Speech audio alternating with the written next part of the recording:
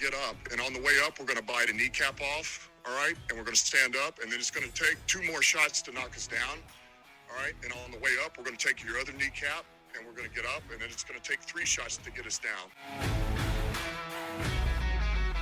And welcome in. We are glad to have you here on this current episode of Kneecaps for Breakfast. Vince Progar, that's me. Happy to be joined, as always, by the man decked out in Lions Honolulu blue, Phil Byrne. And Phil, we have some Lions stuff to talk about, no doubt about it. The Lions played a game. They scored a touchdown. Yeah. I think we got a lot to talk about because, I don't know, wasn't the great first impression that I think many of us were expecting, but it's in the books.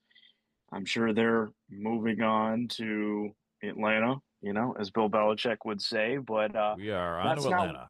That's not what we're necessarily doing. We're going to recap it. We'll let you know our thoughts here in just a couple seconds. Yeah, for sure. And I think it makes the most amount of sense to just dive right in and address the elephant in the room before we go any further. And what's funny, Phil, is on our last episode, I said, you know what? It really isn't a big deal no matter what happens unless the Lions go out and lose. I think the exact score I dropped was 38-7.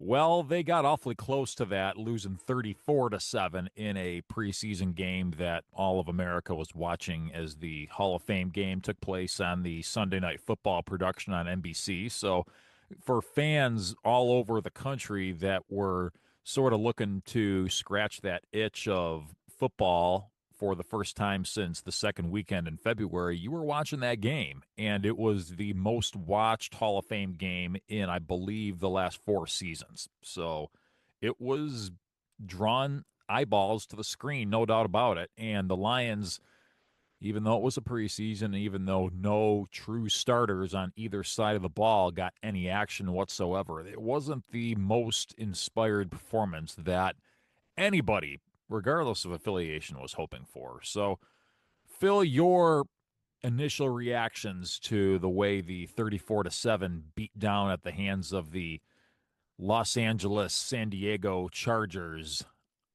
ended up taking place Thursday night.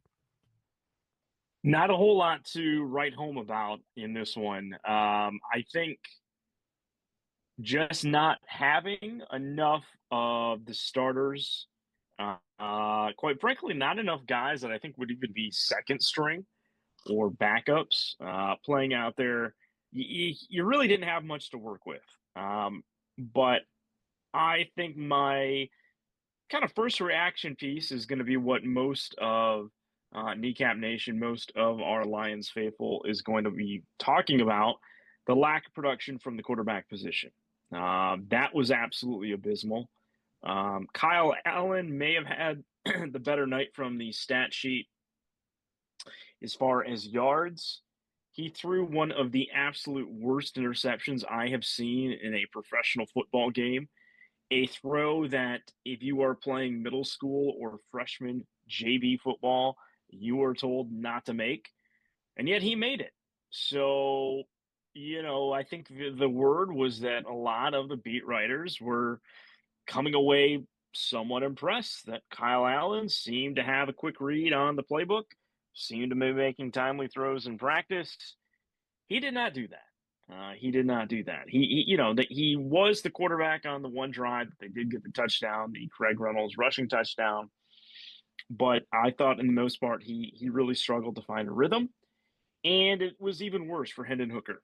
Hendon Hooker came in the second half, had absolutely no flow. People thinking that he could be a cut candidate if things do not get improved. And that is not what you wanted to hear, considering that the investment that the team put in, that we're in this spot. And it seems like we do not have a backup solution. The Los Angeles Chargers had Trey Lance. Yes, that Trey Lance, who was on the Dallas Cowboys. He was on the San Francisco 49ers. I think he was on another team in between. Memory serves me right here. Drafted by the 49ers, then went to the Cowboys, and now he's with the Chargers. So this is his third NFL team, and I believe he's only 25 years old. Yeah, and he looked way more of a credible option as a backup quarterback than anything that the Lions tossed out there. I don't think that was necessarily for like lack of trying on that Lions defense part, but he made reads, he made progressions, he made plays. That was something those two guys did not. So um, I don't know how we address this, but we cannot keep just pretending that we live in some world where Jared Goff in our regular season games is going to be playing in bubble wrap and guys aren't going to get to him. He's going to get hit. Yes, he is tough. He is durable. But my God, season's over if Goff goes down because these two guys are not it. And we do not have any backup on this team at this given time that I would even feel confident in leading a couple drives down the field at this point. As much as things in life change, as much as they happen to stay the same on others, and you can definitely point to the preseason game the other night as an example. 5 turnovers is the last impression we have of the Lions in a meaningful game in that playoff game back in January. And what did they do their very next time out on a football field? They turned the ball over 5 times against the Chargers. Again, you have to keep in mind a little bit of context that, again, nobody that is anticipated to be anything this year was playing in the game. But just from a top to bottom readiness to play, fundamentally sound, all this other stuff, it just didn't look like it was there on Thursday night. So that was disappointing. The other thing that I found disappointing, Phil, the Chargers went into that game with a mission, and that is to see what do we have at the backup quarterback position. And that sort of leads into what you were griping about a few minutes ago, Phil, how the Lions don't have a solution. Jim Harbaugh wanted to go into that Hall of Fame game to see what he had as a backup quarterback in case, God forbid, something happens to Justin Herbert. So the Hall of Fame game, the objective was, hey, what do I have with Trey Lance? Because the guy was a number 3 overall pick for a reason. Granted, he started an insanely low number of games as a college football quarterback, very young, very green, probably lights were a little bit too bright for him too soon. Probably wasn't ready for the moment. I think the tools and the mechanics were there for him, but I just don't think he was quite ready for the moment. He wound up sustaining that injury early on in his second season, and Brock Purdy at that point came in and essentially easily arm wrestled the job away from him in Frisco. That didn't work. Wasn't the guy in Dallas. They had Cooper Rush fire up chips to be the backup quarterback, and Trey was kind of that number 3 guy. But you got to think, hey, what does Jim Harbaugh and Greg Roman have experience with? Quarterback's kind of like Trey Lance. So it was kind of like, hey, let's see what we can do with this kid in training camp, dedicate a preseason game just for him to see what we have. He's the guy. Nobody else is breathing down his neck, da-da-da-da-da. And, hey, they might have something there. They might have their backup quarterback over a guy like Tyler Heineke, who's started plenty of games in this league over the years. We don't know how that's going to shake out. Doesn't really matter because we're not doing a Chargers podcast right here. But at the end of the day, that's what the Chargers went to go find out. What do we have at that backup quarterback position? I don't know that the Lions really had any type of a mission as far as what they were trying to get out of the Hall of Fame game. And you couldn't really take a whole lot either. You couldn't take a whole lot of what was happening on offense because, A, there was nobody playing. B, your quarterbacks weren't playing well regardless of which guy it was. C, you kept on turning the ball over. So we had 1 turnover on special teams, I think, and then the other 4 were based on what the offense did. And defensively, it didn't really matter because nobody was stopping anybody all night, and I don't think there were really any good, memorable, standout performances by the defense, except for the 1 or 2 occasions where one of the coolest names in the NFL, Rocky Ya-Sin, came in and blew a guy up from the back end of the defense. But that's really it. Nothing really memorable about the game that the Lions set out to try and prove or figure out or make a point of. It just seemed like the Chargers used that game, that 4th preseason game, to their advantage, and the Lions just kind of went through the motions.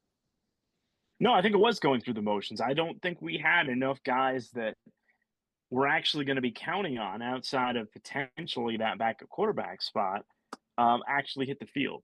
If you think about some of the guys that I wanted to see when we started talking about training camp, and hey, I can't wait till we get in the preseason game if we're going to see this. Where was Giovanni Manu? In that whole game. It took Dan You know, Skipper getting hurt before he even saw the field. If Skipper probably stays healthy, Manu doesn't see the field, I'm sure. so that's incredibly frustrating. We knew going in we were not going to see Tyleik Williams and Tate Ratledge. Okay, that's fine. But we did not see enough of the guys really to make too much of an impression.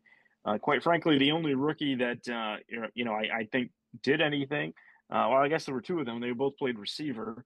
In Isaac Tesla and Dominic Lovett. And hate to break it to everyone, but receiver really isn't too much of an issue with this Lions team. We're pretty deep out there. So, very, very maddening game. One that it happened. I think my biggest takeaway, really, if you want my honest assessment of what happened, was we had an opportunity to see that new video. I don't even know what they called it, but basically it's like the virtual chain link Yeah, like the to see where we Hawkeye. get. Yeah, for the first down. That was kind of interesting. We'll see how that goes, but basically everyone's just going to be looking up at the big screen and seeing an animation of where the ball is, Hey, kind it of thing, works in tennis. Why can't it work in the NFL, right? right? So, I don't know. That game left a lot to be desired, and not just the outcome of the game with it being it, but I just don't think there was enough positive momentum for many of the players in there that you're feeling pretty good about. What you saw.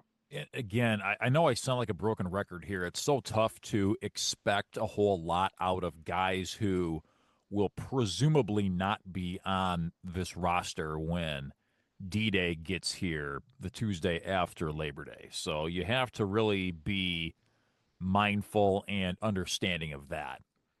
But it seems to me that if you are a organization that's been sitting around flaming mad for the better part of the last half of a year, just itching to get back out there and rinse that horrible taste out of your mouth that the Commanders gave us back in January, you'd think that you would get some level of a more inspired performance. And I get a lot of those guys probably weren't even part of that whole debacle back in the playoffs, but even still, just from a organizational attitude, the whole grit don't quit mindset.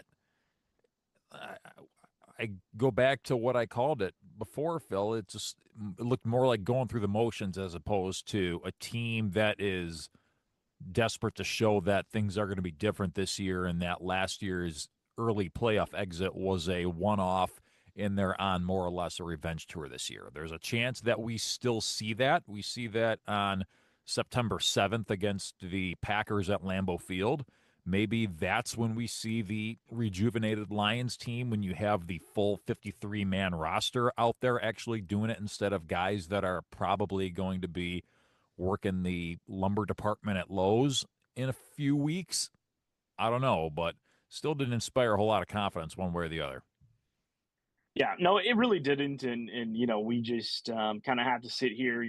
We're gonna have more games to assess, more plays to watch, but what an ugly, game of football that we saw last Thursday. Yep, so you called out Tesla. He had those nice couple of plays in the second quarter that made you think, this guy could be something for us. Yeah, Love it, maybe not as much in the way of flash plays, but he had a little bit more consistency on the evening. But as you said, Phil, there's only so many different places you can play these guys. I'm sure Tim Patrick might be the guy that gets moved around a little bit, and one of those two rookies comes in and maybe takes up some of his duties for a time being. But it is pretty loaded as far as guys who they're going to be able to throw the ball to. It was nice to see Craig Reynolds getting a good workload over the course of the night. I think he had 10 carries and about 50 yards, so clocking in about 4.5, 5 yards per carry. So it was nice to see him out there again. But was really, really about it. It was too hard to gauge through one preseason game what you're going to see from John Morton as a play caller. And again, Phil, on defense, not only were you not really picking up a whole lot of what the defensive scheme was about because they were playing on short fields most of the night, but there wasn't really that one guy that stood out. It seemed to me the guy that had, I know I called out Rocky Sin a few minutes ago, but it seemed to me like the guy who had the best night on defense was the guy who put the ball on the rug to start the opening kickoff. Yeah, yeah. I mean that, and that's really just the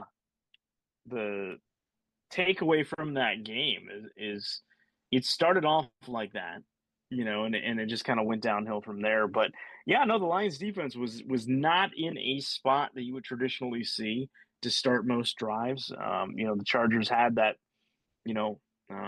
advantage in field positioning all throughout the majority of the first half, and even kind of in a little bit of the second half too. Um, to me, I think one thing that was a little frustrating. We talked about the quarterback play. Craig Reynolds, of course, had a all right night, for what he could do in the time that he was out there. Um, to me, it looked like there was a massive drop off between Craig Reynolds and whoever the heck else they had back there. Somebody A string, Sailors or something.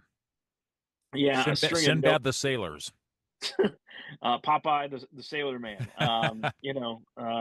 But it just seems like maybe it's a case that the Lions starters are so set with those three that maybe they couldn't be as competitive with who they brought in, for the other running back spots just to get a look in preseason. But all around, just incredibly disappointing. I feel like, we don't want to put too much stock in everything again with who played, with the outcome, the drives, and things like that. But I just don't know how you just don't sit there and okay, cool. These are the Lions. We've got our Lions uniforms we're on there, and we got Tarico and Collinsworth, and we're playing the Chargers, and there's Harbaugh, and you see Herbert on the sideline. But just think that it just seemed like such a dress rehearsal, but they're not the guys who are actually going to be in the play. You know that it's just we went through the motions just to go through the motions. We've got other preseason games. Maybe we'll start to get more rookies involved here, but just it happened, but not much to really say one way or the other on it. And last word on the Hall of Fame game before we move ahead, Phil. I think we can finally establish that based on evidence that we've seen from bits and pieces of last year and in the Hall of Fame game, that last year's second round pick, Ennis Rakestraw, is trending more towards Tease Tabor than Kirby Joseph. Yeah, probably. He has had a little bit of an injury bug. He had that chest injury. A little disappointing because I think that Missouri defense, the year that he came out, um, played one of the most aggressive style of defenses you had seen in a while, and you really thought it was maybe because of this guy, but um, you know, it, Chicken or it, the it egg? yeah, it's not trending in the right direction. He did get beat, I think, for a 25-yard plus play at some point. So, he's behind in this development. I wouldn't say necessarily he's maybe in lieu of or heading towards getting cut necessarily, but I just don't see a scenario where he's going to log any significant minutes at this point, it looks like.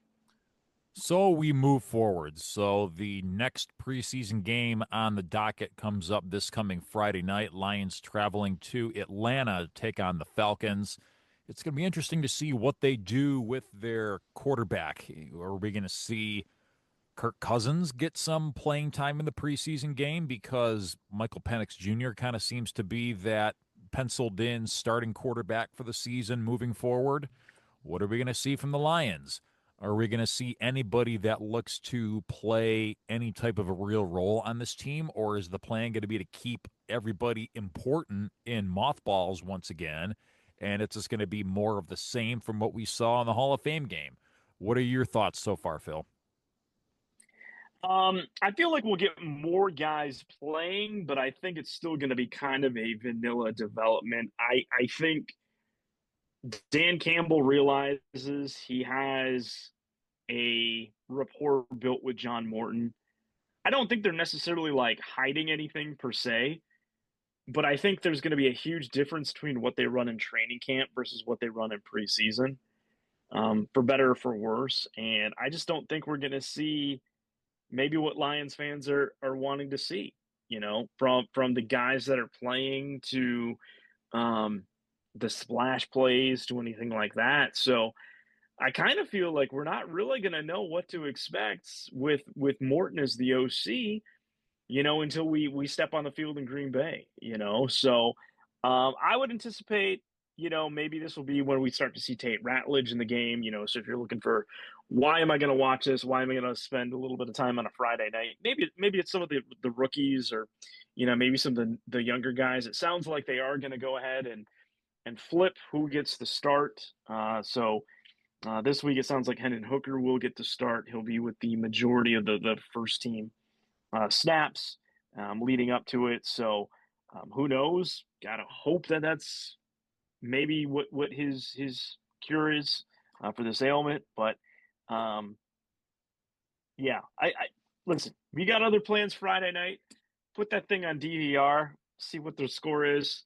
Maybe Watch come the back. But Tigers take on the Angels at yeah, 6:40 Eastern time.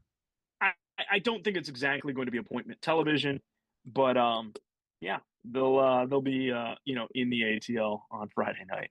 It certainly seems that this is going to be kind of the last chance saloon for Hendon Hooker. I mean, if he goes out and displays another uninspired performance like we saw in the Hall of Fame game, it sure as heck seems to me that we've pretty much run out of reasons to try and give this guy additional chances to try and win that backup quarterback job. Yeah. I guess the issue is just because he's faltering, I don't think that should be that the Lions. Oh well, it's Kyle Allen. No, because he Same also, thing. yeah, Same thing. yeah, I mean, it's not like Kyle Allen has really gone out of his way to prove that he's the guy either. And I know that Brad Holmes is a very proud man who isn't always the best at admitting he was wrong about something. But at some point, if he is serious about doing great things with this organization, that's definitely something that he's going to have to get right. And under the understanding that there's going to be good quarterbacks that don't make teams this coming September. We just talked about it a few moments ago. The Chargers, they know without a shadow of a doubt that Justin Herbert's going to be their starting quarterback. You've got a guy in Tyler Heineke who has played decently in his opportunities. Who knows what they're in the process of unlocking with Trey Lance? A lot of teams don't carry three quarterbacks necessarily. I know the Lions tend to do that a little bit more often than most, but that's just one example. There's going to be quarterbacks made available when it comes time for roster cutdowns. So it seems to me like the clock sure is ticking on both guys that are taking these reps here in the preseason. absolutely, yeah, and I think we'll have to see what happens Friday night, but I think you're right. I think it's put up or shut up time for Hendon Hooker at this point. So, as far as the O line goes, we are still awaiting the debut of Tate Ratledge. I was disappointed to find out that he wasn't going to get any reps in the Hall of Fame game. And I understand the mindset behind it, Phil, and that's because we're pretty much sure that he is going to be a day one starter on the offensive line. So I understand that they want to keep the peace as preserved as possible. I think it's a missed opportunity to see what this kid can do at center in a pressure free situation. I don't want them to have to try and figure that on the fly if something either A happens to Graham Glasgow or if Glasgow just plain sucks at center, and then you have to figure things out on the fly. That's not an ideal situation. So that's why you have these preseason games. That's why you play them.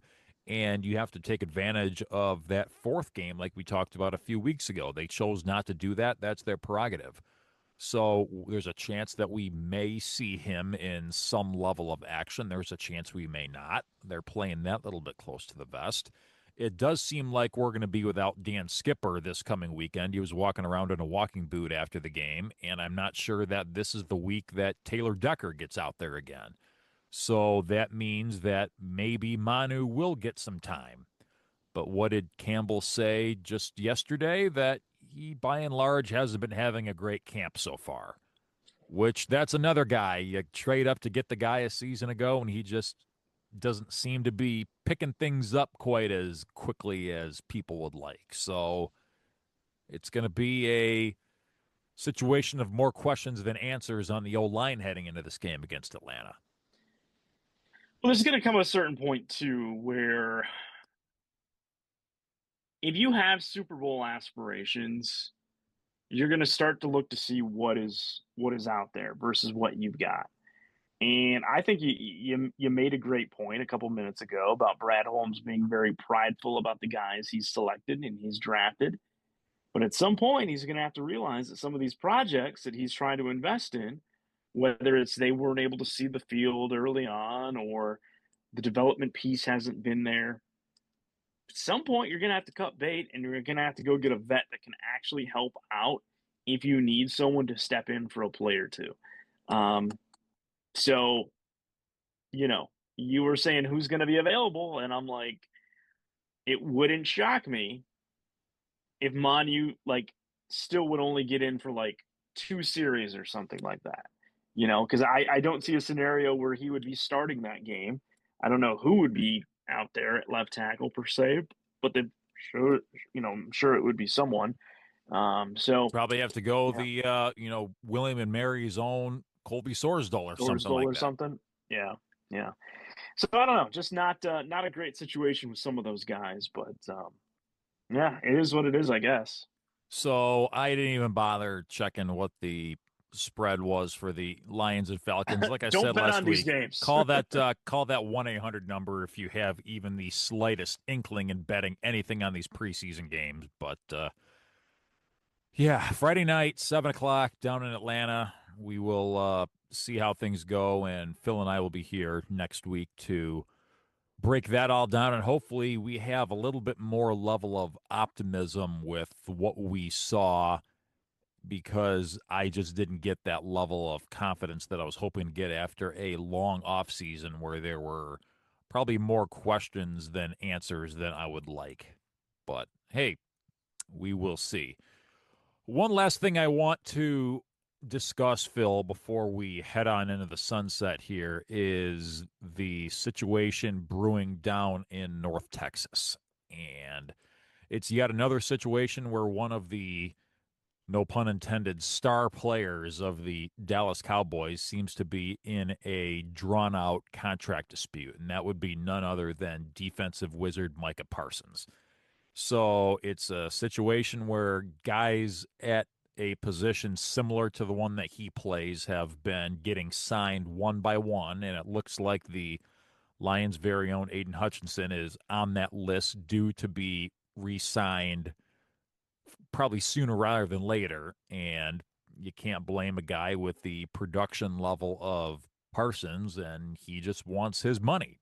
And it seems to me like Jerry Jones is more interested in playing games or doing things a certain way aside from just going out there and getting the job done. He actually went out and requested a trade just at the end of last week.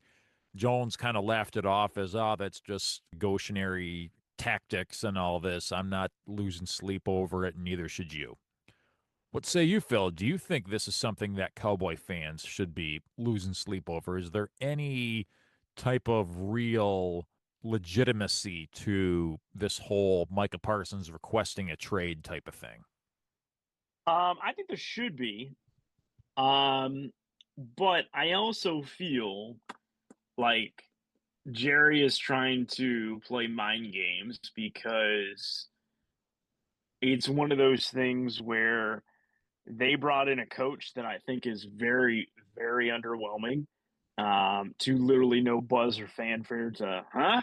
That's who you're hiring as your head coach. And I think he realizes that this window of time when teams are in training camp and you really just have baseball going on and the WNBA is great to get people talking about the Dallas Cowboys. So I think he realized that this is something that um, not having Micah Parsons' agent in the room, Jerry Jones being both owner and general manager, and thinking he could just have a blunt conversation with someone, backfired on him to some degree. But I also think part of it is just everything with Jerry Jones and the Cowboys, and it's just all big, one big publicity stunt.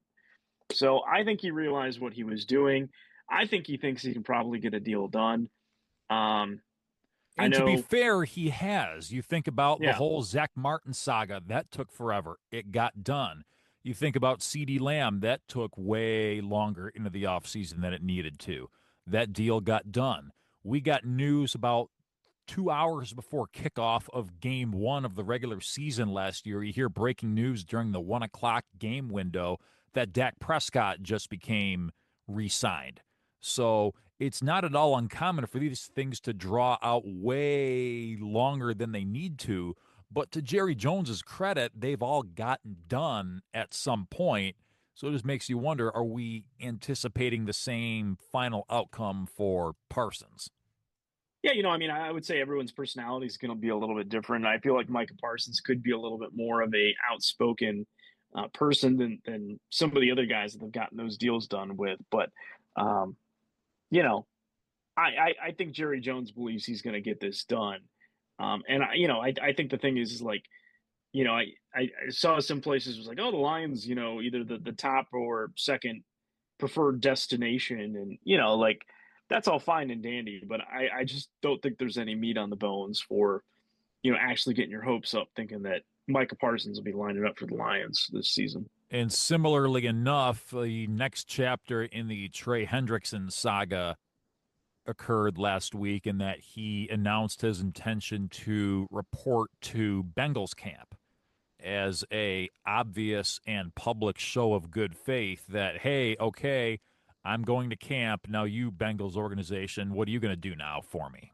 So the pipe dream of Trey Hendrickson suiting up in a Lions uniform sure seemed to take a little bit of a hit this past week as well. So it seems like, again, broken record radio right here. Zadarius Smith still looking for a job.